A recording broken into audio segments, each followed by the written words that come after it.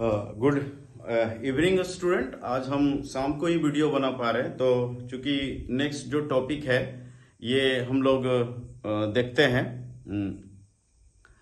Political science का chapter है या एक टॉपिक है, बहुत इंपॉर्टेंट टॉपिक है। बहुत सारे स्टूडेंटों को ये कन्फ्यूजन्स होता है कि जो हमारे पार्लियामेंट्री सिस्टम है या जो प्रेसिडेंटल सिस्टम है, इसमें बेसिक अंतर क्या है ना। तो सबसे पहले हम लोग ये समझने का प्रयास करेंगे कि जो प्रेसिडेंट सिस्टम है ना, पार्लियामेंट्री सिस्टम और प्रेसिडेंट सिस्टम, ये कहाँ कहाँ है और किस तरीके से रन होती है। तो सबसे पहले हम लोग ये देखते हैं कि पार्लियामेंट्री सिस्टम है ना। पार्लियामेंट्री सिस्टम में क्या है कि इस प्रणाली में जो विधायिका से कार्यपालिका का गठन होता है ना। जो कहने का मतलब क्या हुआ कि जैसे तीन फॉर्म है गवर्नमेंट का, है ना, लेजिस्लेटिव, एक्सिक्यूटिव और जुडिशरी। तो जो लेजिस्लेटिव होते हैं, जो विधायक होते हैं, है ना, वो क्या करती है, वो कार्यपालिका का गठन करती है। कार्यपालिका को आप कैसे समझते हो? कार्यपालिका का मतलब हो गया जैसे प्रधानमंत्री, मंत्री परिषद, है ना, राष्ट्रपति, उपराष्ट्रपति और उसके जो सॉर्डिनेट्स मंत्री हैं या अधिकारी हैं, वो सब किसके अंतर्गत आ जाते हैं? वो सब आ जाते हैं कार्यपालिका के अंतर्गत, है ना। वो सब किसके अंतर्गत आ जाते हैं? कार्यपालिका के अंतर्गत। तो ये कार्यपालिका का जो गठन करता है या गठन करती है, ये कौन करता है? ये विधायक करता है ना। विधायक मतलब जो एमपी, मेंबर ऑफ पार्लियामेंट होता है, ठीक है। और कार्यपालिका विधायिका के प्रति जवाबदेही होती है। मतलब जो मंत्री परिषद होता है ना, जो मंत्री होते हैं वो किसके प्रति जवाबदेही होता है? तो विधायिका के प्रति जवाबदेही होता है। मतलब जो उसको अपॉइंट किया है या जो उसको चुना है, ठीक है। तो ये पॉइंट आपको समझ में आया। इस तरीके का जो प्रणाली होता है उसको हम संसदात्मक या पार्लियामेंट्री सिस्टम्स के नाम से जानते हैं, ठीक है ना। भारत में यही प्रणाली है, ध्यान रखना है। जो इंडिया है, इंडिया में जो रनिंग होता है, ये कौन सा सिस्टम रनिंग होता है? तो पार्लियामेंट्री सिस्टम्स रन होता है भारत में।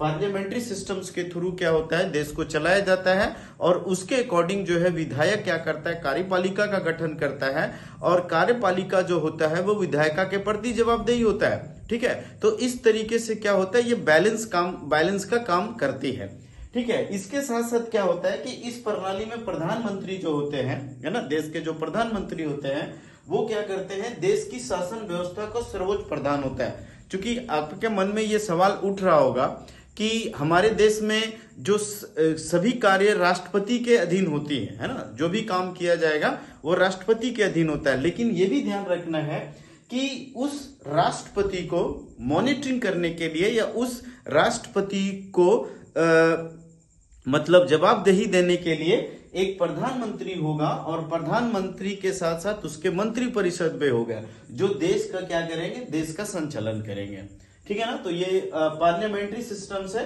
इस पार्लियामेंट्री सिस्टम्स के थ्रू जो है भारत में सरकार चलती है। दूसरा हम देखते हैं प्रेसिडेंटल सिस्टम, जिसको हम अध्यक्षीय शासन प्रणाली के नाम से जानते हैं। अध्यक्षीय शासन प्रणाली, इस तरीके का प्रणाली का मतलब क्या होता है? जो कार्यपालिका होता है ये विधायिका से पूरी तरह आजाद होता है, मतलब सेपरेशन होता है। जैसे मान के चलिए कि ये हो गया आपका विधायिका और ये हो गया कार्यपालिका, ठीक है ना। ये हो गया विधायिका और ये हो गया कार्यपालिका, ठीक है ना। ये दोनों क्या करते हैं? ये दोनों अलग अलग हैं।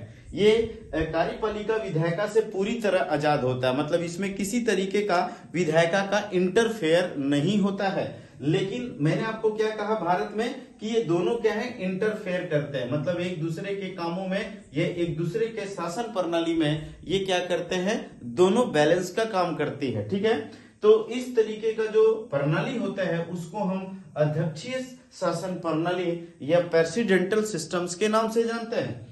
इसके साथ साथ आप देखेंगे कि राष्ट्रपति ही कार्यपालिका के सदस्यों का चुनाव करती है। मतलब यहाँ पर क्या होता है कि देखिएगा, दोनों को आप अंतर करके पढ़िएगा तो ज्यादा समझ में आएगा। भारत में क्या होता है? भारत में क्या होता है कि जनता जो है, जनता क्या करती है? जनता एमपी को चुनती है, ठीक है ना।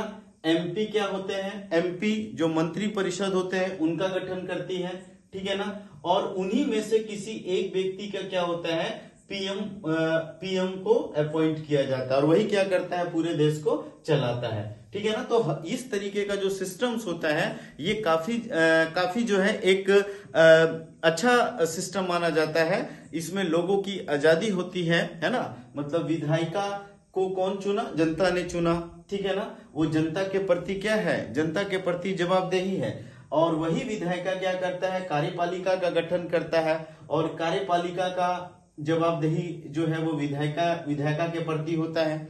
तो इस तरीके से क्या है, वो जनता के साथ जो है वो इनडायरेक्टली क्या है, इनका टच होता है। लेकिन वही दूसरी ओर क्या है, जैसे मैंने आपको बताया कि यहाँ किसी तरीके से विधायिका का इंटरफेयर नहीं होता है, जिसके वजह से क्या है कि ये पूर्ण रूप से आजाद होता है। इसमें किसी भी काम का जवाबदेही नहीं है। राष्ट्रपति ही क्या होता है, कार्यपालिका के सदस्यों को चुनाव करती है, उसी के अकॉर्डिंग वो वहां पर शासन प्रणाली चलाती है।